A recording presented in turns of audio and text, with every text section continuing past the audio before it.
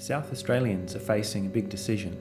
In May 2016, a state royal commission into the nuclear fuel cycle recommended that South Australia open its doors and accept the world's most dangerous industrial waste.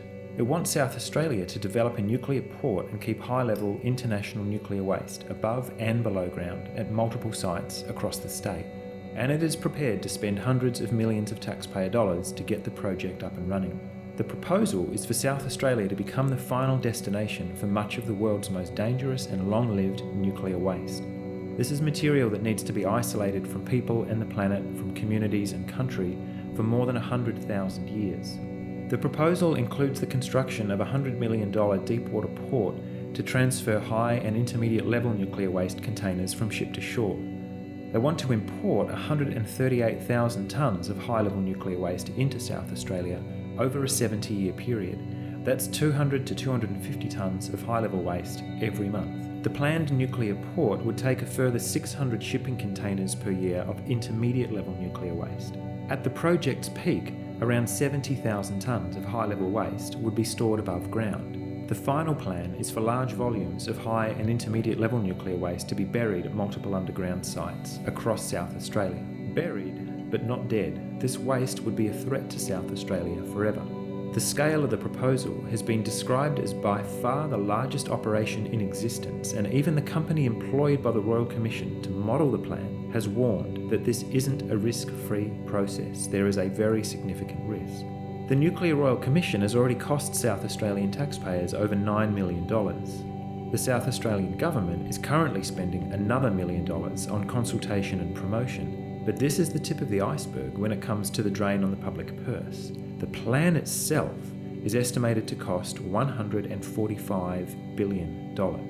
It's based on South Australian taxpayers spending between $300 and $600 million up front before any contracts with overseas companies are signed or any site located. The International Atomic Energy Agency has noted that no country has a geological repository for spent fuel storage or disposal. Neither have most countries decided on a final destination for spent fuel. But there is a long list of expensive failed attempts around the world. New plans are still years away from completion, and many face strong community opposition. Community consent to such a risky and permanent plan is absolutely essential, but not at all guaranteed. People need to know about the plan and to have the ability to say no to the proposal. Nothing about nuclear waste is easy. Australia's own 20-year search for a national low and intermediate level nuclear waste dump has seen every proposal target Aboriginal communities, and all have failed or are failing.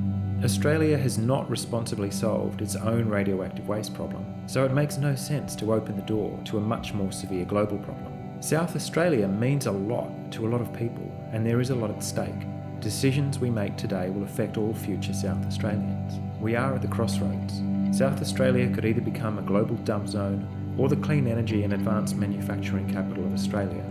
The jobs of the future will be in these growth industries, not the decaying industries of the past.